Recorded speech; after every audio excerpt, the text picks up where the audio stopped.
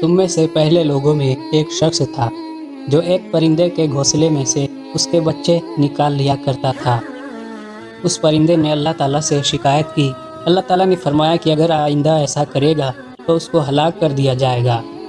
چنانچہ وہ شخص سیڑھی لے کر اس پرندے کے بچے کو نکالنے جا رہا تھا جیسا کہ پہلے جاتا تھا۔ جب یہ بستی کے کنارے پر پہنچا تو اس کو ایک سائل ملا، تو اس شخص نے اپنے کھانے میں سے ایک روٹی اس کو دے دی اور چلا، حتیٰ کہ جب اس درخت کے گھونسلے کے پاس پہنچا تو پھر سیڑھی لگا کر چڑھ گیا اور بچے نکال لیے، اور بچوں کے ماں باپ اس کو دیکھتے رہیں۔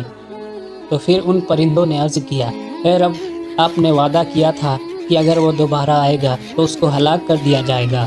حالانکہ وہ دوبارہ آیا اور بچے نکال کر لے گیا اور ہلاک نہیں ہوا۔ تو اللہ تعالیٰ نے ان دونوں پرندوں کو وحی بھیجی کہ کیا تم کو خبر نہیں ہے